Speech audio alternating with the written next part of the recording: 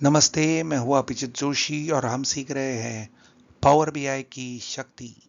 पिछले video lesson में हमने सीखा था कि किस तरह से हमारे डेस्कटॉप या लैपटॉप पे हम पावर बीआई इंस्टॉल कर सकते हैं। इस वीडियो लेसन में हम पावर बीआई की इंटरफेस के बारे में बात करेंगे। पावर बीआई अपने कंप्यूटर पे शुरू करने के बाद इस प्रकार का स्क्रीन आ जाता है। माइक्रोसॉफ्ट के दूसरे प्रोडक्ट्स की तरह ही यहाँ हमें एक बैकस्टेज फाइल का मेनू मिलता है। फिर टैब्स होते हैं जैसे होम, इंसर्ट। जैसे ही टैब पे हम क्लिक करेंगे तो नीचे रिबन आ जाएगी। फिर ग्रुप्स है और कमांड्स है। तो ऊपर टैब है home, insert, modelling, view, optimise और अंत में हेल्प। माइक्रोसॉफ्ट एक्सेल में जिस तरह से शीट 1 शीट 2 होती है, वैसे यहाँ पेज 1 होता है और हम यहाँ एक और पेज ले सकते हैं। तो पेज में हम विजुअलाइजेशंस डाल सकते हैं। विजुअलाइजेशंस यहाँ है, तो जो प्रकार के अलग अलग चार्ट्स है वो हम यहाँ इंसर्ट कर सकते हैं। क्लिक करके हम वो चार्ट यहाँ ले सकते हैं। पर चार्ट्स या रिपोर्ट्स बनाने के लिए हमारे पास डेटा होना चाहिए। तो पावर बीआई हमें यहाँ प्रॉम्प्ट कर रहा है, you need data to build a visual, select get data to add सम।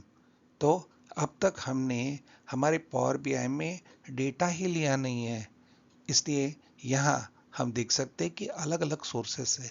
जैसे एक्सेल, एसक्यूएल हम डेटा पेस्ट कर सकते हैं या यूज सैंपल डेटा। इंट्रोडक्शन के लेक्चर में हमने आपको समझाया था कि 200 से भी ज़्यादा अलग अलग सोर्सेस से हम डेटा पावर बीआई में लेके आते हैं। जब मैं लेके आते हैं कह रहा हूँ, इसे हम कहते हैं डेटा वेयरहाउस।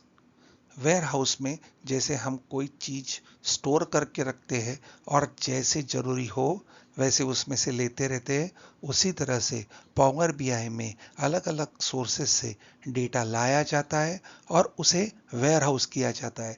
और ये सब रिपोर्ट्स हम इस वेयरहाउस्ड डेटा से लेते हैं। वेयरहाउस में जैसे नया कोई भी चीज आ गया तो हमें ये डेटा रिफ्रेश करना पड़ता है ताकि हमारे रिपोर्ट्स बराबर हो जाए। उदाहरण के लिए हमने यहाँ पेंडिंग परचेस ऑर्डर का डेटा वेयरहाउस किया है और उस डेटा के आधार पर हमने यहाँ अलग अलग चार्ट्स बनाए, जैसे pie chart, tree map, matrix, gauge, line chart. और इसके अलावा हमने यहाँ बनाया है एक स्लाइसर जो फिल्टर करने के लिए उपयोग में लाया जाएगा।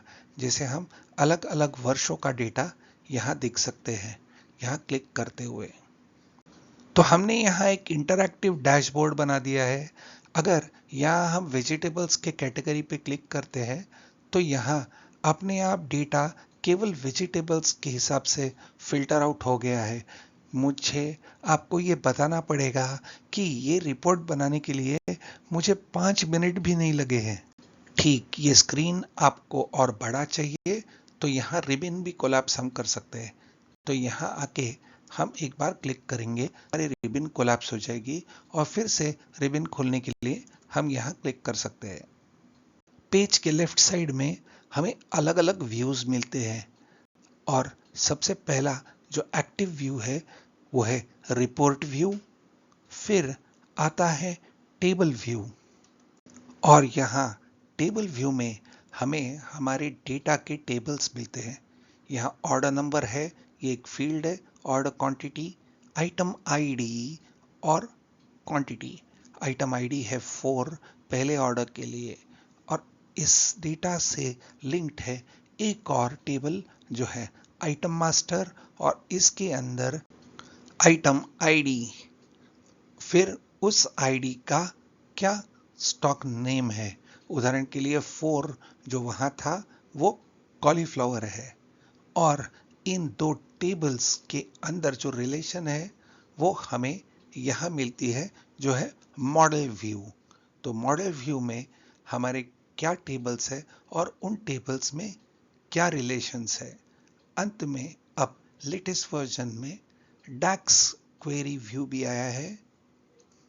डैक्स यानी डेटा एनालिसिस एक्सप्रेशंस। हम यहाँ एक लैंग्वेज जैसा है। उदाहरण के लिए हम यहाँ टॉप ऑर्डर्स देखेंगे, तो अगर हम यहाँ टॉप 5 ऑर्डर्स देखना चाहते हैं तो हम यहाँ टॉप 5 देंगे और फिर इसे हम करेंगे रन। तो यहाँ एक टेबल बन जाएगा जो हमारे टॉप 5 ऑर्डर्स का है और यहाँ हमें रिजल्ट मिल रहा है और ये रिजल्टिंग टेबल है। तो ये था हमारा पार्ट 1।